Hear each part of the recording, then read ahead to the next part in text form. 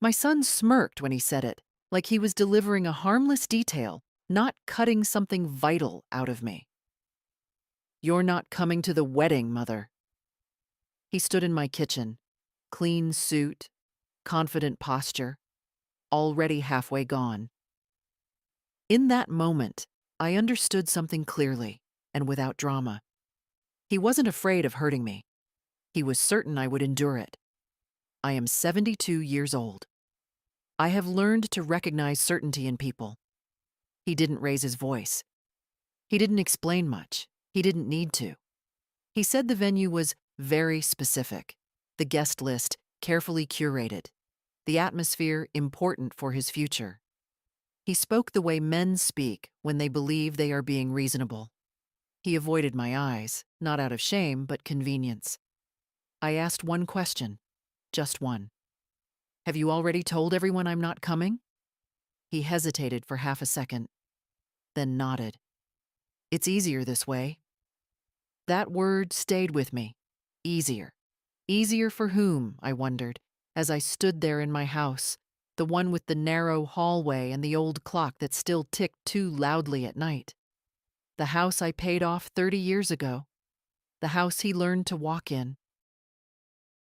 The house he now visited like a guest who expected coffee but never offered to help wash the cup.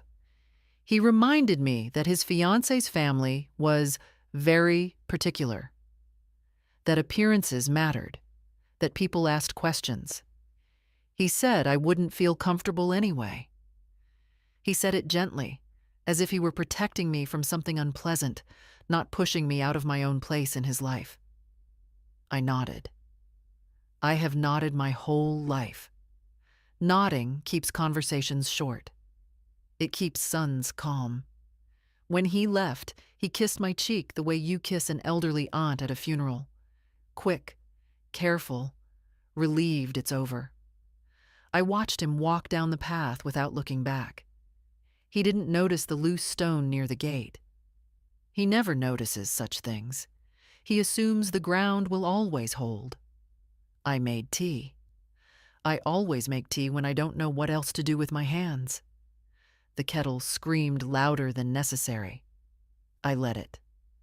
Some sounds deserve to exist. On the table lay the wedding invitation I had never officially received. It arrived by mistake, sent to my address with my name missing, just household. Cream paper, gold edges, elegant restraint. I studied it like a document from a country I no longer belonged to. I was not angry. That surprised me. Anger is noisy. What I felt was quiet, solid, and unfamiliar. Like standing up after sitting too long and realizing your legs still work. I thought of all the practical things that still needed doing that day. The pharmacy, the bank. A call I had postponed for weeks. Life, it turned out, did not stop because I had been uninvited from it. That evening, I folded the invitation once, neatly, and placed it in the drawer where I keep important papers. Deeds. Statements. The envelope with my will, last updated years ago, back when I still believed love and gratitude aged at the same pace. I did not cry that night. I slept deeply, like someone who has finally understood what is required of her. If you enjoy the stories here, dear, you're welcome to join our Patreon. There you'll find exclusive tales that never appear on YouTube, and new stories come out earlier than anywhere else. The link is just below. We're waiting for you. The next morning, I woke earlier than usual. Not from worry, not from sadness, from clarity. It settles in the body differently, like cool air in a room that has been stuffy for years. I dressed simply. Gray slacks, a soft cardigan, shoes I could walk in without thinking about my feet. I have never trusted important decisions to uncomfortable shoes. My reflection in the hallway mirror looked the same as always. Lined face, steady eyes, white hair pinned back the way I like it. No visible sign that something had shifted. That is how real change usually looks. I checked my calendar. The wedding planner's number was written there, neat and careful, next to the date I was no longer expected to attend. I did not cross it out. I do not erase facts just because they hurt. Instead, I picked up my handbag and went out. The bank was quiet at that hour. A few retirees, a young couple whispering over a loan application, a teller who recognized me immediately. I have been with that bank longer than most of its employees have been alive. There is a comfort in being known without explanation. While I waited, I thought about how many times I had sat in places like this for my son. Student loans, a first car, a business idea that never made it past the enthusiasm stage. I signed papers without asking too many questions because he was my child, and I believed support was a form of love. When my turn came, I asked for a private room. My voice didn't tremble. That surprised the young man who escorted me, as if he expected hesitation from someone my age. People often confuse age with fragility. It is a convenient mistake. I asked to review my accounts. All of them. Not because I didn't know what was there, but because I wanted to see it laid out plainly. Numbers have a way of telling the truth without sentiment. They showed years of discipline, restraint, and careful planning. They also showed patterns, regular transfers, standing permissions, access I had granted without thinking it might one day be used against my own dignity. I did not change anything that day. I only asked questions, quiet ones, practical ones. What could be altered? What required notice? What was reversible and what was not? Knowledge first, action later. That has always been my way. On the walk home, I passed a bridal shop. The windows were full of white dresses and exaggerated joy. A group of young women stood outside, laughing, phones in hand, imagining futures that still believed love was always visible and always fair. I wished them well, genuinely. Life would teach them the rest. At home, the phone rang twice. I let it ring. No message was left. Silence, I have learned, is also a form of communication. I spent the afternoon sorting papers. Not dramatically, not with shaking hands. I simply put things back where they belonged. Old warranties I no longer needed. Instruction manuals for appliances long replaced. At the bottom of the drawer lay the envelope with my will. Thick paper. Legal language. A version of myself written at a time when I still assumed presence equaled appreciation. I didn't open it yet. I wasn't ready to read words written by a woman who still hoped to be chosen. In the evening, I cooked for one. Soup, the way my mother taught me. Slow, patient, forgiving. As I ate, I realized something else, equally important. My son hadn't just excluded me from a wedding. He had made a decision about where I belonged.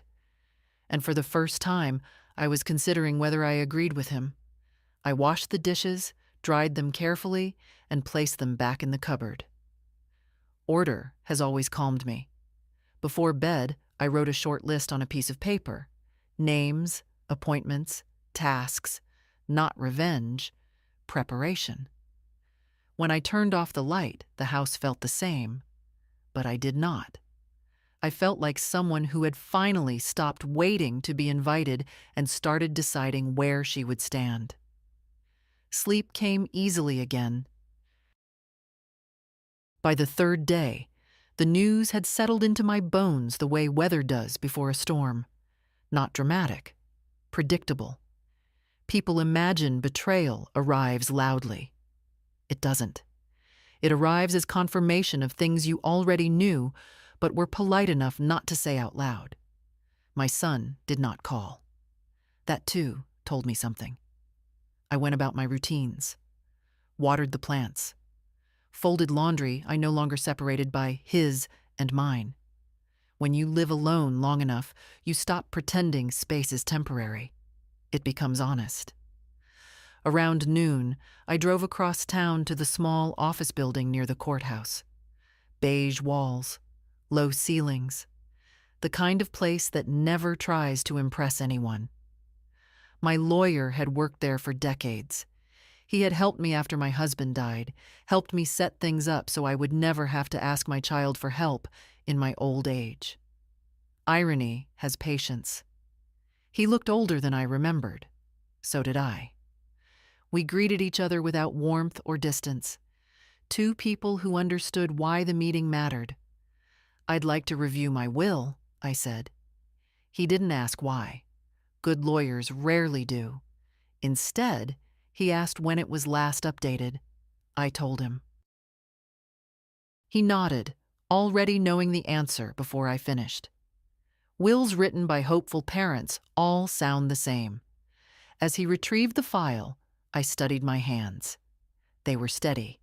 These hands had scrubbed floors, counted cash late at night, signed contracts I barely understood at the time but honored anyway. They had held my son when he was small and incapable of smirking at anyone.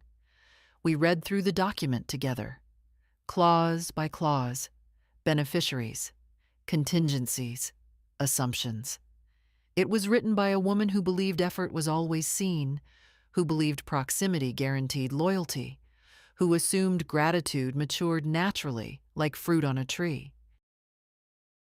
I asked questions, practical ones. What could be changed immediately? What required witnesses? What protections could be put in place? I did not raise my voice. I did not speak of feelings. This was not about punishment. It was about accuracy. He watched me carefully, then said, "You seem very certain." I smiled, not proudly, simply honestly. I've never been more precise. On the way home, I stopped at the grocery store. The cashier chatted about the upcoming wedding season, how exhausting it must be to host family from out of town. I nodded politely. There is no need to burden strangers with truths they cannot carry. That evening, my phone finally rang. My son's name appeared on the screen. I let it ring 3 times before answering. Old habits die slowly. He sounded distracted, busy. He asked how I was doing, then moved quickly to discussing seating arrangements, timing, logistics. He spoke as if the matter were already settled, as if exclusion were just another detail I should accept quietly. I listened. I did not interrupt. At the end, he said, "You understand, right?" I looked around my living room. The framed photos. The lamp I repaired myself instead of replacing. The life I built without shortcuts. "Yes," I said. "I understand." Relief flooded his voice. He thanked me. Thanked me for being reasonable. After we hung up, I sat very still. Reasonable, I realized, is often what people call you when you make their choices easier. It has nothing to do with fairness. I took out the list I had written days earlier. I added one more name, one more appointment. Outside, the evening was quiet. Somewhere across town, my son was planning a celebration that required my absence. He believed the hardest part was over. He was wrong, but not in the way people usually are. This would not end loudly. It would end correctly. I turned off the light, leaving the list on the table where I could see it in the morning. Decisions made in daylight deserve to rest at night. The wedding was 4 days away when he came to see me again. He didn't call first. He never does when he thinks he has the right to enter a space. I heard his car before the knock, the engine cutting off too sharply, like impatience disguised as urgency. I opened the door before he rang the bell.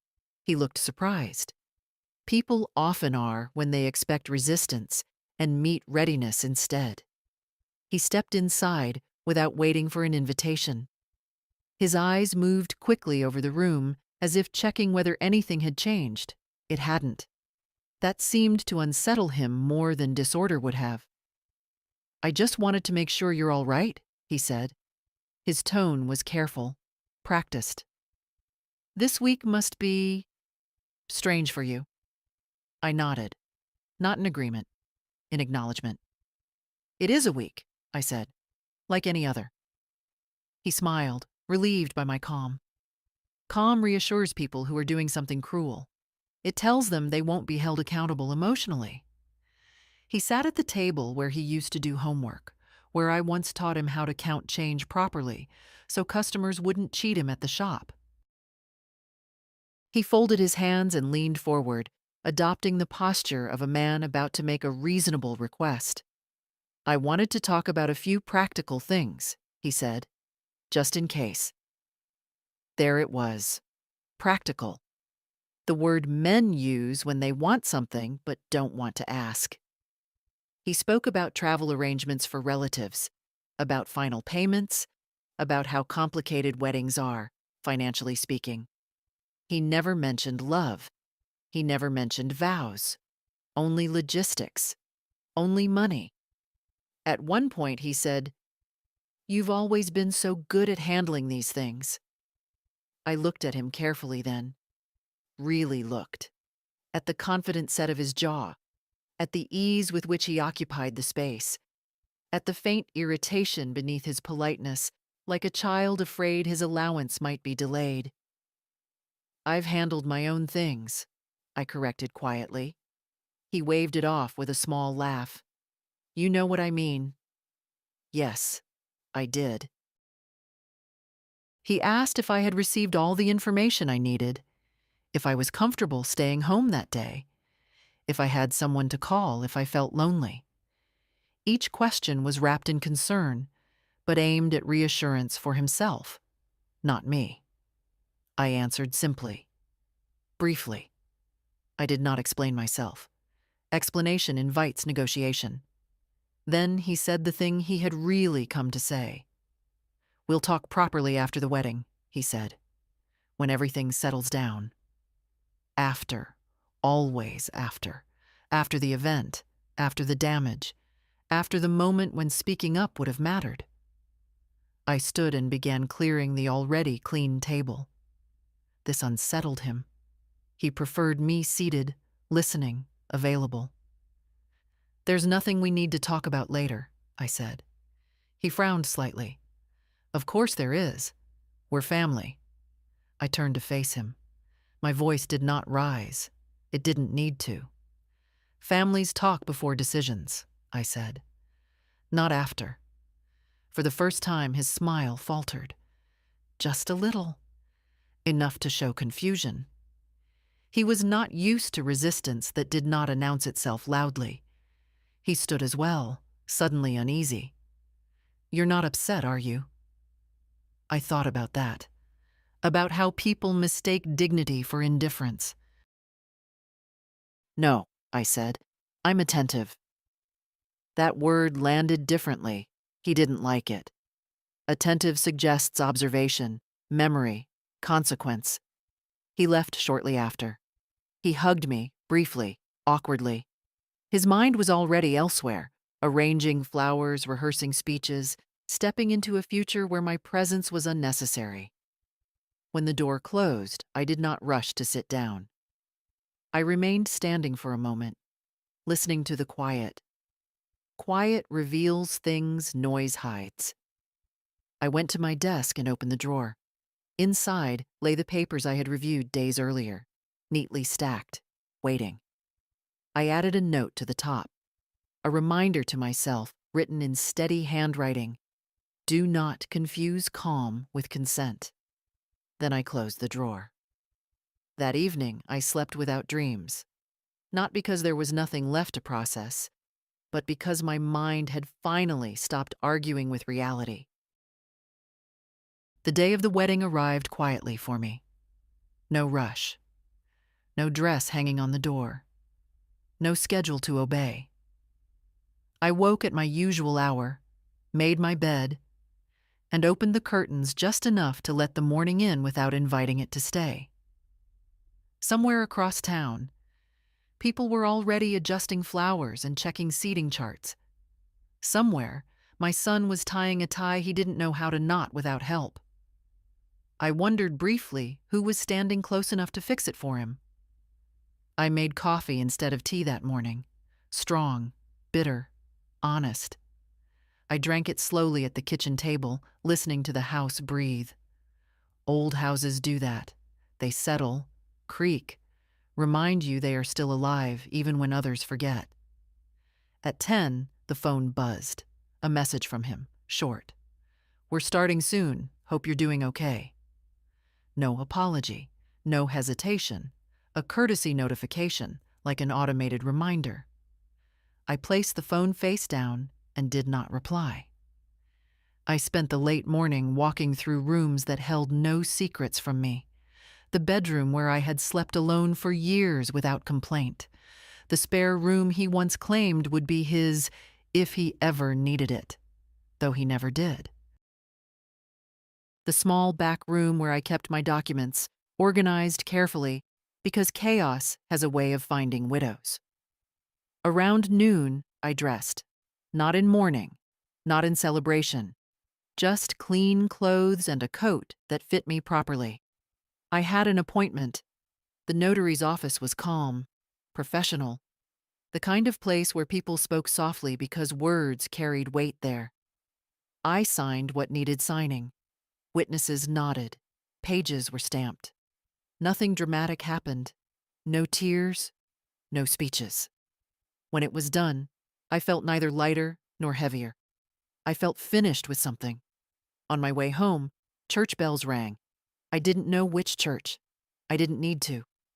Bells ring for many reasons. They are not always for you. Back in my kitchen, I heated soup and ate standing up. I have always eaten better standing. It keeps me from lingering in thoughts that no longer serve me. In the afternoon, I allowed myself one indulgence. I took out an old photo album, not to revisit memories, but to acknowledge them. I did not linger on images of him as a boy. I focused instead on myself, on the woman I had been before motherhood narrowed my definition. There I was, younger, standing beside a storefront I'd opened with my own money. There I was, tired but proud. There I was, complete. The phone rang again just after 3. This time he called. "Everything's going beautifully," he said, breathless. Music and voices hummed behind him. "I just wanted to check in." I could hear relief in his voice, like he was ticking off a final obligation. "I'm fine," I said. He paused, as if expecting more. Gratitude, perhaps, or reassurance. "Well," he said finally, "we'll talk after." "Yes," I replied. "After." We hung up. As evening settled in, I turned on a lamp and sat in my chair, the one by the window. Outside, neighbors passed, unaware that anything of importance had happened at all. That is how most turning points occur. Quietly. Unwitnessed. I did not imagine the wedding. I did not picture the bride or the guests. I did not wonder whether he missed me. That question no longer mattered. Instead, I looked at the folder on my desk. Closed. Final. Accurate. That night, while music played for others, I slept peacefully. Not because I had been excluded, but because I had finally excluded what no longer belonged in my life. The morning after the wedding felt no different at first. Same light through the curtains. Same ache in my knees when I stood up too quickly. The world is not obligated to mark your private conclusions. What changed was how I moved through it. I did not wait for a call. I did not check my phone every few minutes the way I used to, anticipating updates I pretended I didn't care about. I made breakfast, washed the cup, and sat down with my papers spread neatly across the table. Today was for follow-through. At 9 sharp, I called the bank. The woman who answered knew my name. She always did. I asked to speak with the advisor who handled long-term accounts. When he came on the line, his voice was warm, professional, steady. People like that are trained to hear finality before it's spoken. "I'd like to review access permissions on my accounts," I said. There was a pause. Not alarmed, just attentive. "I want to know exactly who can see what," I continued, "and how quickly that can change." He explained. I listened. I asked him to repeat certain points, not because I didn't understand, but because repetition clarifies intention. Automatic transfers. Emergency authorizations. Standing permissions granted years ago, when my son still asked instead of assumed. By the end of the call, we had a list. A precise one. "Would you like to make changes now?" he asked. "Not all of them," I said. "Not yet." He accepted that without question. Money professionals understand timing. Power lies not in haste, but in sequence. When I hung up, I felt something unexpected. Not triumph, not bitterness. Control. Quiet and complete. Late that morning, a delivery arrived. A large envelope from the wedding planner. Inside was a polite note thanking me for my support and enclosing copies of finalized invoices. They had my name on them, no confusion there. I looked at the total without flinching. Numbers only sting when you pretend not to see them. I placed the envelope beside the others. At noon, my son finally called again. His voice sounded different now, less buoyant. The performance was over. "Well," he said, forcing a laugh, "it's done. We survived." "I'm sure you did," I replied. He talked for a while, about guests, about speeches, about how exhausting it all was. He never once asked how my day had been. That, too, was familiar. Then he cleared his throat. "There are a few things we should go over," he said. "Some of the expenses came in higher than expected." Of course they did. He spoke carefully now, testing ground he believed still belonged to him. I let him finish. Silence has a way of unsettling people who rely on momentum. When he stopped talking, I said, "I'm aware." "You are?" His relief was immediate. "Good. I thought maybe we could sit down next week and—" "No," I said gently. The word surprised him. It always does. "No?" he repeated. "I won't be going over anything next week," I said. "Or the week after." A pause. Longer this time. "What do you mean?" His voice tightened. "These are things we need to handle." "They are things you need to handle," I corrected. "I'm done handling them." He laughed, sharp and short. "Come on, you don't mean that." I looked out the window while he spoke, watching a bird hop along the fence, completely uninterested in our conversation. "I mean exactly what I say," I replied. There was irritation now, barely contained. "You're upset," he said. "This is about the wedding." "No," I said again. "This is about the years before it." That silenced him. He did not have a script for that sentence. He ended the call soon after, promising we'd talk later. He always promises that. It costs him nothing. I set the phone down and returned to my papers. I made notes, checked dates, lined up steps. Nothing rushed, nothing impulsive. That afternoon, I scheduled one more appointment, the most important one. I did not feel cruel. I did not feel vengeful. I felt accurate. And accuracy, I have learned, frightens people far more than anger ever could. By the time my appointment day arrived, the urgency had drained out of everything. That is how you know you are ready. Decisions made in panic always ask to be undone. Decisions made in calm ask only to be respected. The office was on the third floor of an old building downtown. no elevator. I took the stairs slowly, one hand on the railing, not because I was weak, but because I have learned that haste is rarely rewarded at my age. The plaque on the door was modest. No grand name, just a profession and a surname. Inside, the air smelled faintly of paper and furniture polish. The man who greeted me was younger than my son, which amused me. Age rearranges authority in unexpected ways. He did not talk down to me. He did not soften his words. That alone told me I had chosen correctly. We sat across from each other, a wide desk between us. I placed my folder down and opened it myself. I prefer to control the order in which things are revealed. I want to make sure my wishes are followed exactly, I said. Not emotionally, legally. He nodded. He had heard that sentence before, though perhaps not from someone with my tone. People expect grief or anger. They don't expect precision. We went through everything, slowly. Assets, accounts, property, contingencies. I answered questions clearly, sometimes correcting his assumptions before he finished forming them. He learned quickly not to interrupt. At one point he said, "You know this may come as a surprise to your son." I looked at him without expression. My son has confused surprise with consequence for most of his life, I said. I'm correcting that. There was no judgment in the room after that, only work.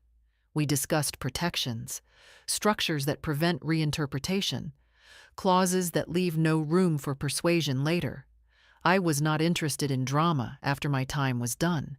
I wanted silence, finality, a clean line no one could step over. When he asked if I wanted to leave a letter, I declined. I've spent years explaining myself, I said. Anyone who still doesn't understand isn't confused. They're unwilling. He accepted that. When I left, the sun had shifted. Late afternoon light has a different quality, less forgiving, more honest.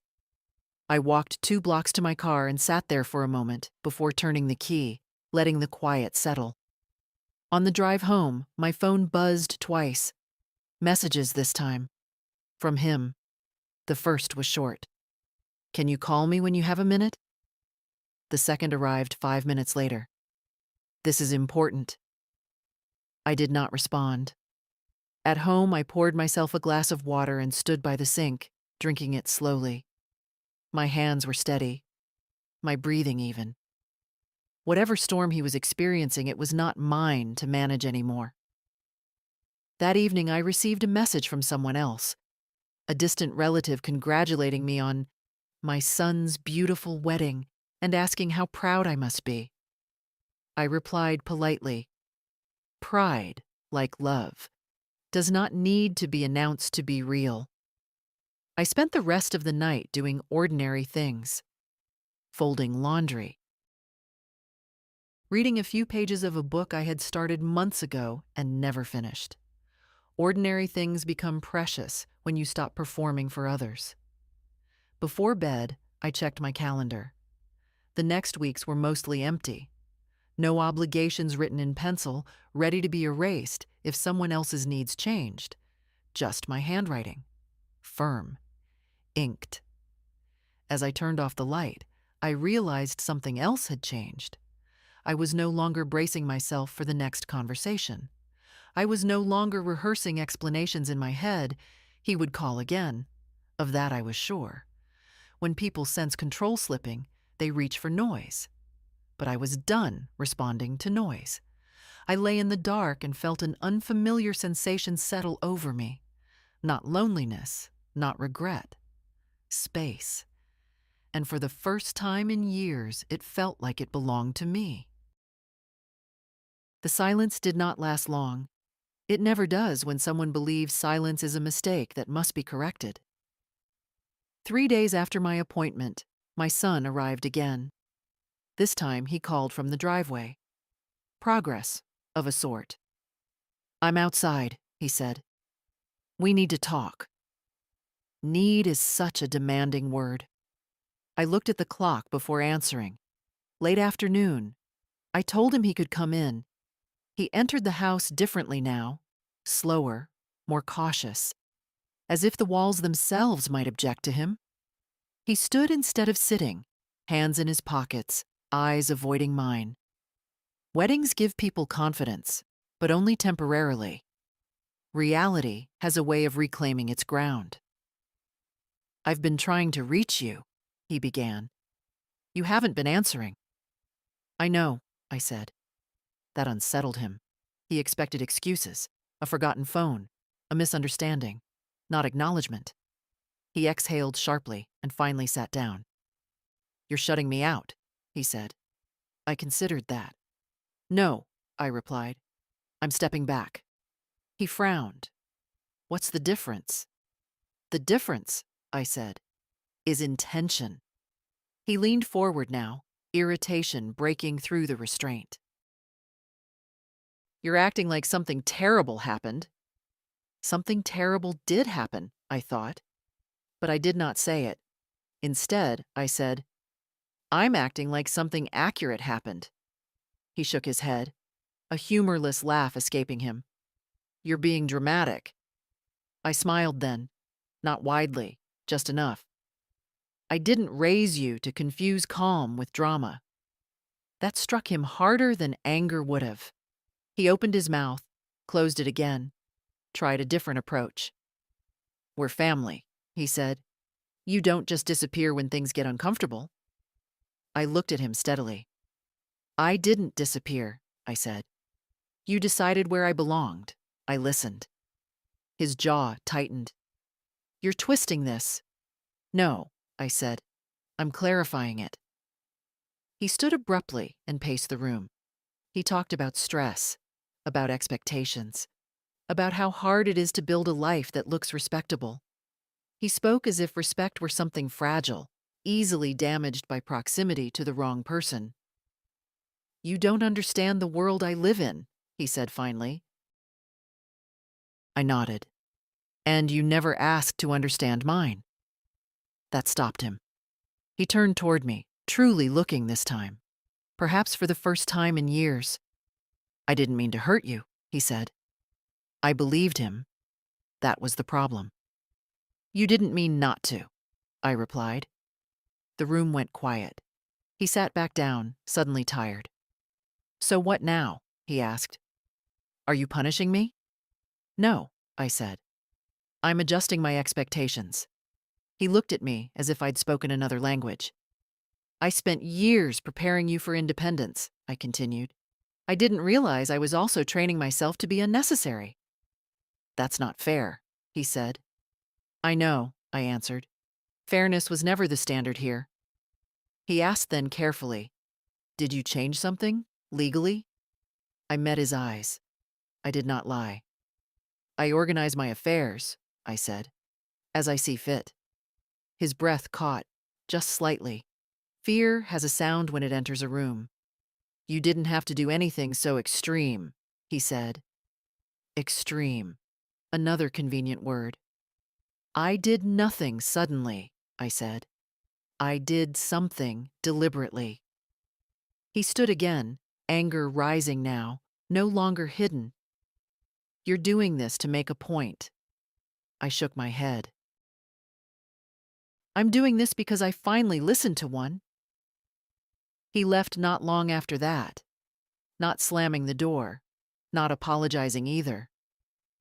He left with confusion on his face, the kind that comes when control no longer answers to you. That evening, I sat alone and thought about the boy he had been, the man he became, the distance between those things. I did not mourn. I acknowledged. I took out my folder one last time and checked that everything was in order. It was. Before bed, I wrote a single sentence on a fresh page and placed it inside. Dignity does not beg to be included. I slept well. He waited exactly 1 week before calling again. 7 days is how long he needs to convince himself that I will soften. That pattern has been reliable for decades. This time his voice was controlled, almost pleasant. Too pleasant. He asked how I was feeling. He asked if I needed anything. He even asked about my health. Each question was placed carefully, like stepping stones across water he didn't want to fall into. Then he said, "We should meet somewhere neutral." Neutral is what people ask for when they know they no longer have the upper hand. We met at a cafe near his office. Modern, glass walls. Too loud for real conversation, which suited him fine. Public places make people behave. He ordered for both of us without asking. Old habits reveal themselves when people are nervous. He didn't waste time.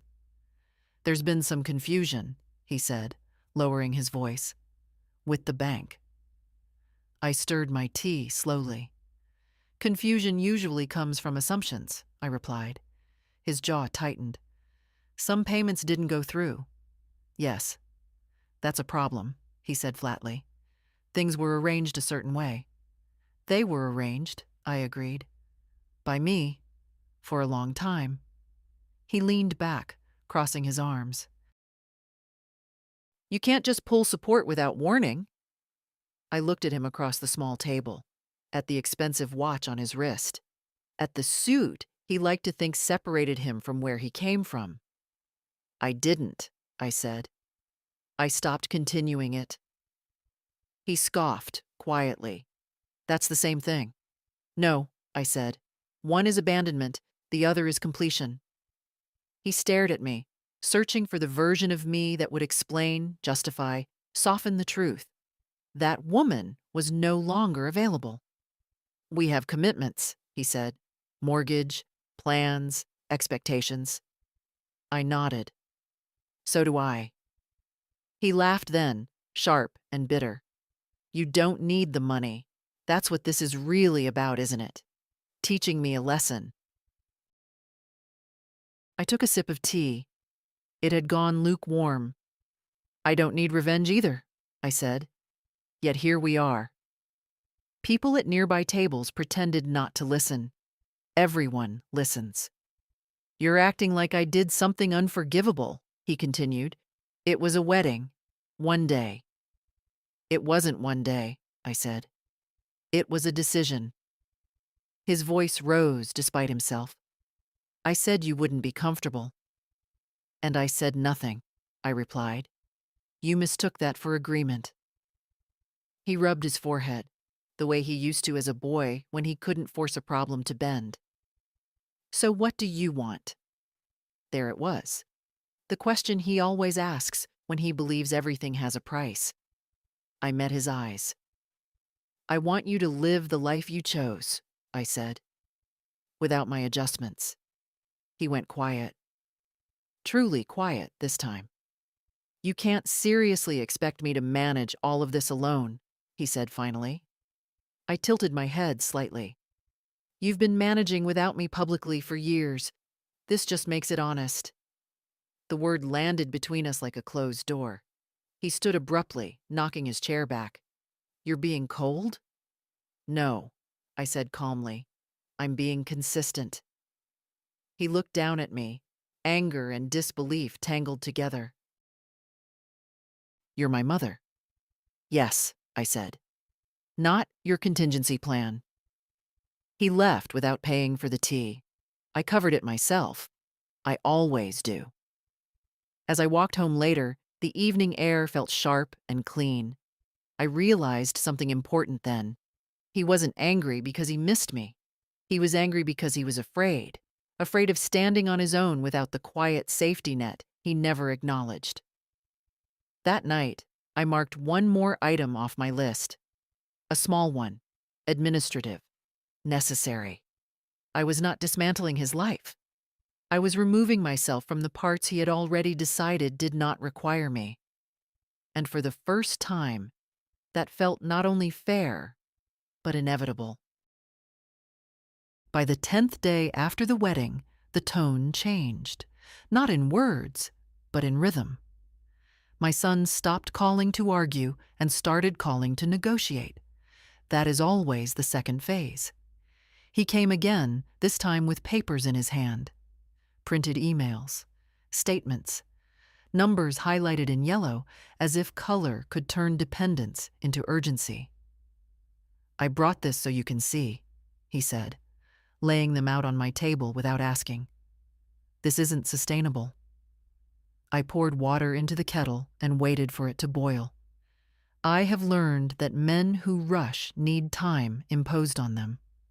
Silence does that better than lectures. "You've frozen things," he continued. "Some accounts, some transfers. The bank says it was your request." "Yes," I said, setting 2 cups on the table. "Mine." "You didn't warn me," he snapped. I turned to face him. "I warned you the moment you told me I didn't belong." He exhaled sharply, frustrated. "That's not how the world works." "No," I replied. "That's exactly how it works. Decisions have consequences. You just expected yours to land on me." He sat down heavily. For the first time, he looked tired in a way that had nothing to do with celebrations or stress. This was different. This was fear. "We're stretched," he said more quietly. "More than I thought." I waited. He needed to say it fully. "There are loans," he went on. "Short-term ones. Things I planned to cover once everything's settled." "And it hasn't," I said. He shook his head. "You've always helped." There it was. Not love, not remorse. History, weaponized. "Yes," I said. "And you've always expected it." "That's unfair," he protested. "I never forced you." I sat across from him then, close enough that he could see I was not angry. That unsettled him more than anger ever had. "You didn't have to," I said. "Expectation can be quieter than force, but it's just as binding." He leaned forward, voice dropping. "So, what is this? Some kind of test?" I thought carefully before answering. "No," I said. "It's a boundary. You just met it late." He laughed bitterly. "At my age?" "At any age," I replied. "Especially yours." He looked down at the papers. The yellow marks suddenly seemed childish. "If you don't step back in," he said, "things will get messy." "That's what happens when structures are built on assumptions," I said. "They wobble when removed." "You're willing to watch me struggle?" he asked, incredulous. I met his gaze steadily. "I'm willing to watch you learn." The words hung between us, heavy, irrevocable. "You're enjoying this," he accused. I shook my head slowly. "No, I'm enduring it. There's a difference." He stood abruptly, pacing again. "You raised me to succeed." "I raised you to stand," I corrected. "You chose to lean." He stopped moving. For a moment, he looked like a boy again, cornered by a truth he didn't know how to argue with. "What do you want me to do?" he asked. I did not hesitate. "Take responsibility. Fully. Without cushioning it with my silence or my savings." "And if I can't?" "Then you will adapt," I said. "Like everyone else." He stared at me, searching for mercy. I did not offer it. Mercy without accountability only repeats the cycle. He gathered his papers, slower now, less dramatic. "You've changed," he said. I nodded. "So have you." I just noticed first. At the door, he hesitated. "This will change things between us." "Yes," I said. "It already has." After he left, I sat down and felt the tremor in my hands finally arrive. Not regret, release. Holding boundaries takes strength, and strength always demands its due afterward. I breathed through it. Let it pass. That evening, I received a message from the bank confirming the final adjustments. Everything was now exactly as intended: clear, contained, unreachable. I placed the confirmation with the rest of my documents and closed the folder. I was not cutting him off from love. I was cutting him off from entitlement. There is a difference children only learn when their parents finally stop pretending there isn't, and I had stopped pretending. After that conversation, a strange quiet settled between us. Not peace, not reconciliation, something thinner, like the pause after a door closes, but before you decide whether to knock again. He did not call for several days. That was new. I suspected he was busy recalculating, calling banks, postponing payments, discovering how heavy a life feels when it no longer floats on someone else's restraint. I, on the other hand, felt lighter, not relieved. Lighter in the way one feels after setting down a bag you didn't realize you'd been carrying for years. On the 5th day, I went to my doctor. A routine appointment I had postponed more than once because my son might need me. The doctor scolded me gently for that. He has known me long enough to do so without offense. My blood pressure was high, then lower after a second reading. Stress, he said. I nodded. Stress does not always come from noise. Sometimes it comes from swallowing things that should have been said aloud years earlier. On the way home, I stopped at the park. I sat on a bench and watched a grandmother chase a small boy with a paper airplane. He laughed freely, without calculation. I wondered how long it would be before he learned what was expected of him and what he could safely expect in return. That evening, my phone rang again. I knew before looking who it was. This time, his voice was subdued. No sharp edges, no strategies. I'm not calling to argue, he said quickly. I just wanted to tell you I've been thinking. I waited. Thinking, in his case, often meant rearranging blame. I didn't realize how much I relied on you, he continued. I guess I thought it would always be there. There it was, not an apology, a realization. Those arrive late, but they still matter. I know, I said. He was silent for a moment. Then, quieter. I don't know how to fix this. I leaned back in my chair. You don't fix it, I said. You live differently going forward. That might take time, he said. Yes, I agreed. It usually does. He sighed. You could help, just for a while. There it was again, the old reflex. I did not judge him for it. Habits learned early are difficult to abandon. I already helped, I said. For years. And now? Now, I said. I let you become who you claim to be. He didn't respond right away. When he did, his voice was tight. You make it sound like I'm weak. No, I said. I make it sound like you're responsible. That ended the call. Not angrily. Just finished. Later that night, I sat at my desk and opened a smaller folder I hadn't touched in some time. Inside were documents related to a trust I had established quietly, years ago, with a modest sum intended for future family needs. I had not told him about it. I had believed secrecy would protect it from expectation. I read through the papers carefully. Then I made a note in the margin, a change of purpose, a redirection. Still generous, still thoughtful, but no longer automatic. I sealed the folder again. I did not feel cruel. I felt aligned. The next morning, a message arrived from him. Short, careful. I'm trying. I hope you know that. I stared at the words for a long moment before replying. I see effort, I wrote back. That's new. Keep going. No hearts. No softening, just truth. I put the phone down and went about my day. Laundry, lunch, a walk, life, unburdened by constant vigilance. That afternoon, I realized something quietly important. Whatever happens next, whether he adapts or resents, whether we grow closer or further apart, my footing no longer depends on his approval. I am not waiting to be forgiven for demanding respect.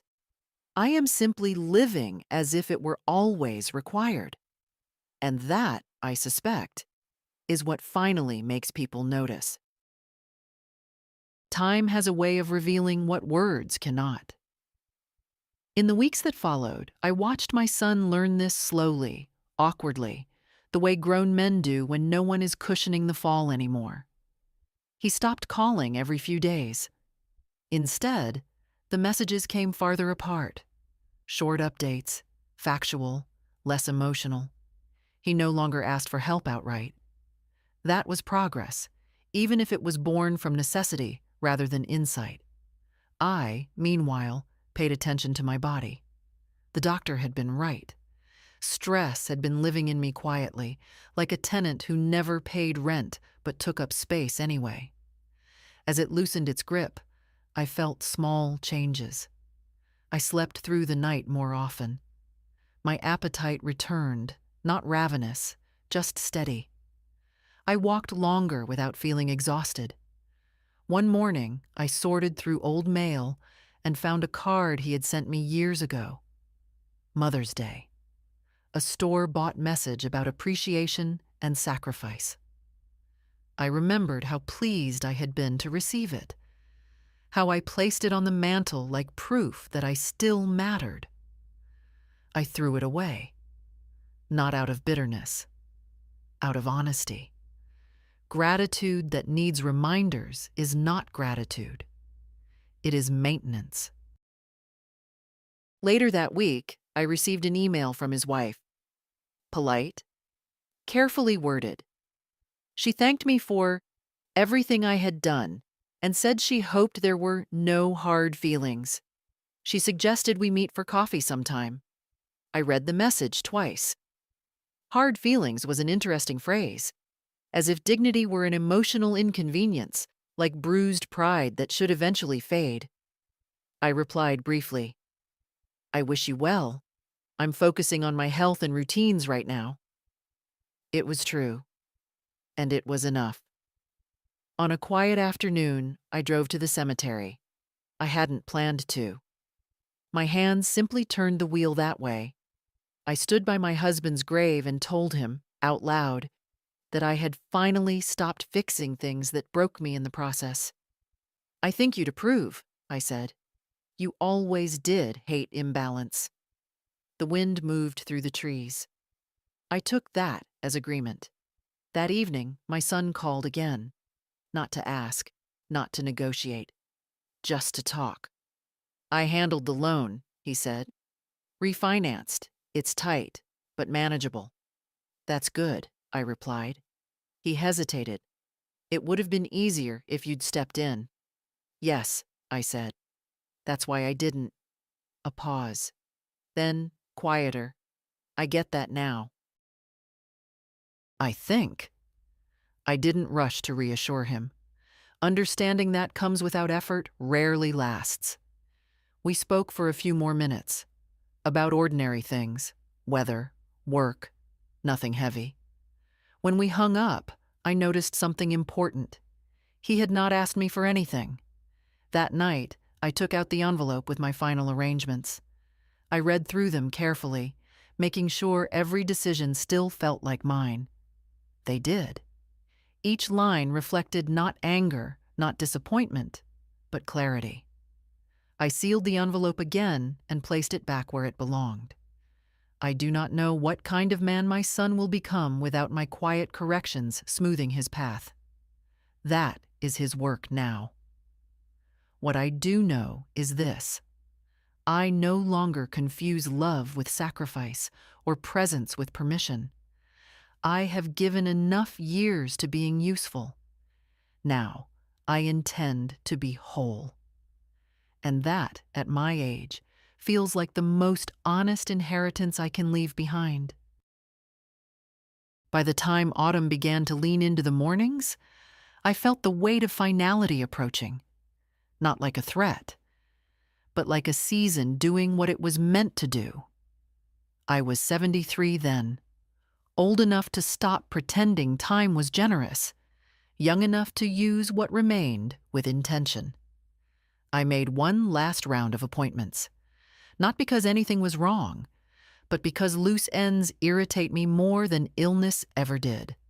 The lawyer, the bank, the accountant, 3 rooms, 3 desks, 3 sets of eyes that looked at me with a mixture of respect and curiosity.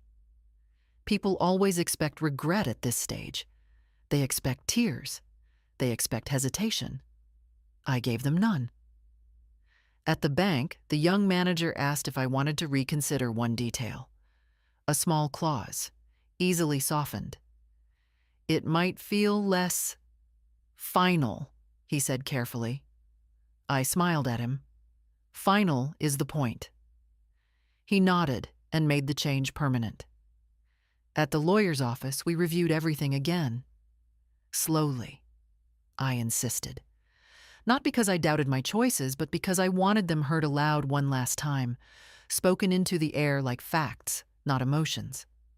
Property, accounts, the trust, beneficiaries, conditions. Silence, where silence was deserved. When he finished, he looked at me and said, "You know, some parents do this out of anger." "I know," I replied. "That's why I waited until there was none left." On the way home, I stopped at a small bookstore I used to love but rarely visited anymore. I bought a novel I had already read years ago. There is comfort in returning to stories that do not surprise you. I have had enough surprises. That evening, my son came by. Unexpected, but no longer unsettling. He looked different these days. Thinner, quieter, less certain of his footing. That happens when safety nets disappear and people discover the ground beneath them is real. "I won't stay long," he said. "You never do," I replied, not unkindly. He sat across from me, hands folded, posture restrained. "I wanted to let you know," he said. "We're managing." I nodded. "Good." He hesitated. "It's harder than I thought." "Yes." He looked at me then. Really looked. "You knew this would happen." "I hoped it would," I said. "Hardship teaches faster than comfort." He swallowed. "I wish things hadn't gone this far."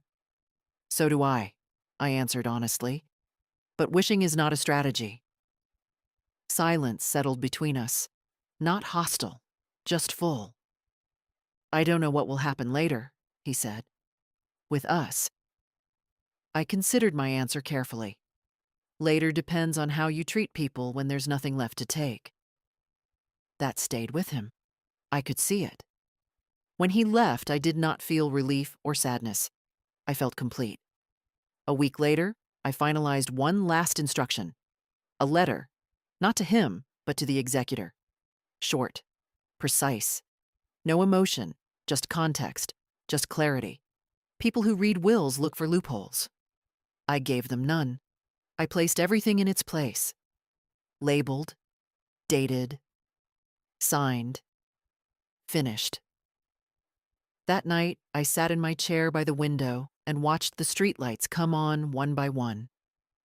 I thought about the wedding I never attended, about the woman I had been when exclusion still hurt more than it taught, about how easily love becomes leverage when you let it. I did not regret my son. I regretted only the years I mistook silence for grace.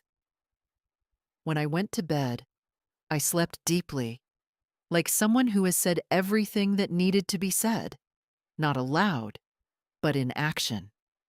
If this were the end, I thought, it would be enough.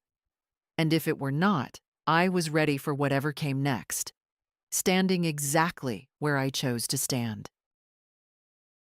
The reading of the will did not happen the way people imagine it does. There was no dramatic room full of relatives, no gasps, no raised voices. Real consequences rarely announce themselves. It happened on a Tuesday morning in a modest conference room that smelled faintly of coffee and old paper. I was not there. I had already said what I needed to say in life. What remained was administration. My son arrived early. He always does when he believes timing might work in his favor. He wore the same controlled expression I had seen so many times before, polite, contained, prepared to negotiate. His wife sat beside him, posture straight, hands folded tightly in her lap.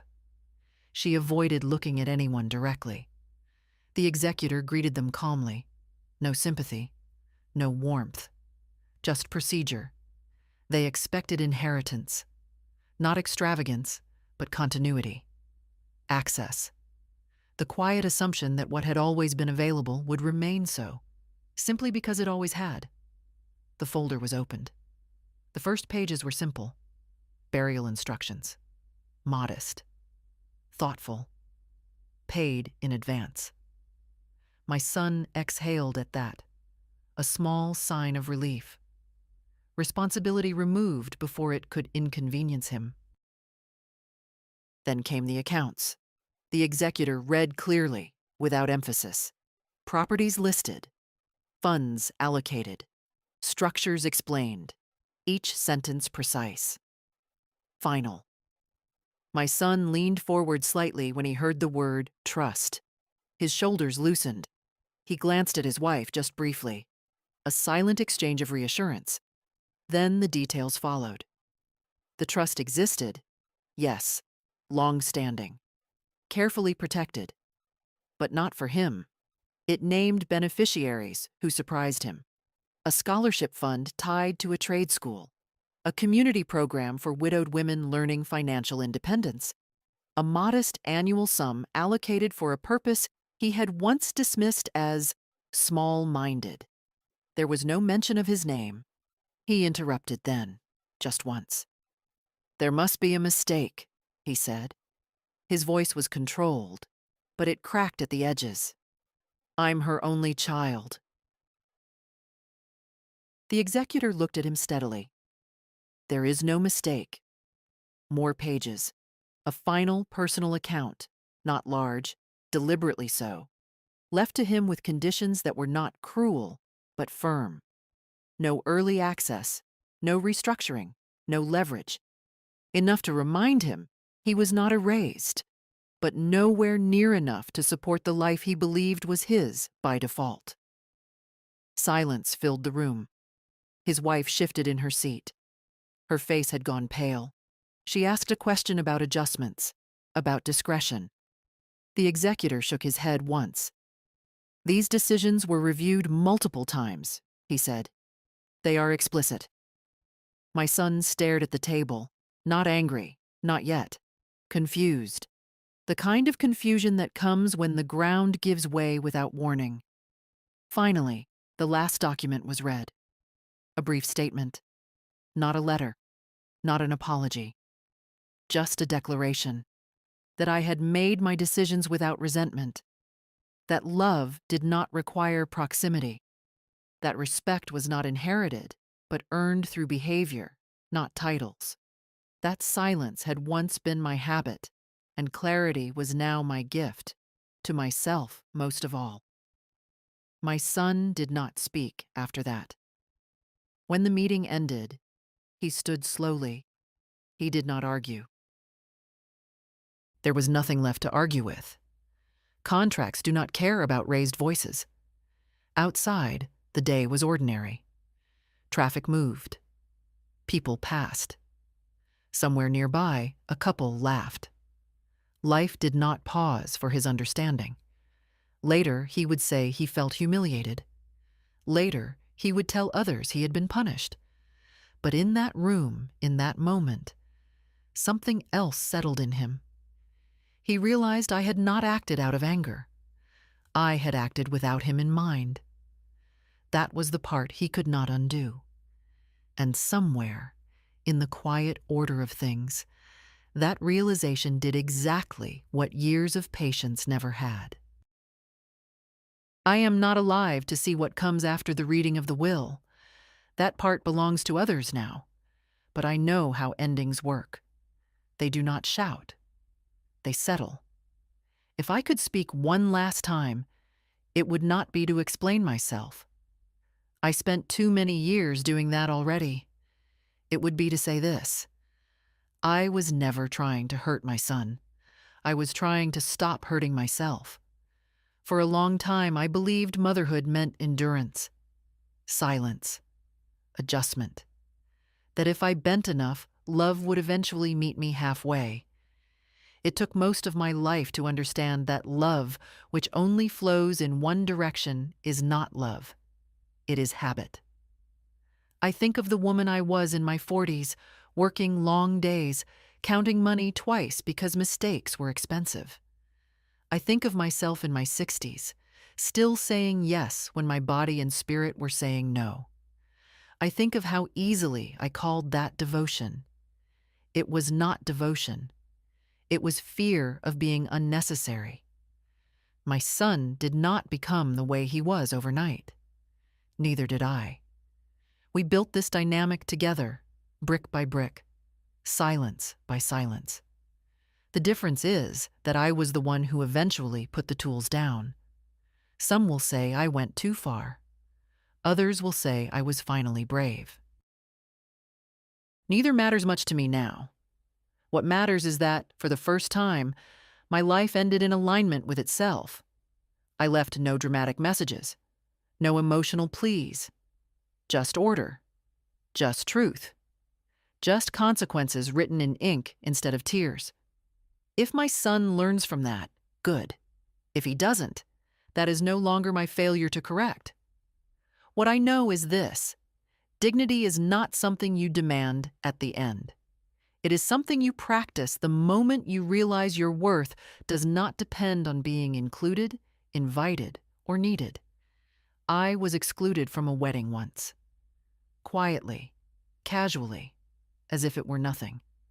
But I did not leave this world quietly. I left it whole. And if you are reading this as a woman who has swallowed too much for the sake of peace, let me say what no one said to me soon enough. You are allowed to stop. You are allowed to choose yourself. You are allowed to be remembered not for what you gave away, but for what you finally protected. If this story resonated with you, don't keep it to yourself. Leave a comment, share it with someone who needs it, and follow for more stories like this.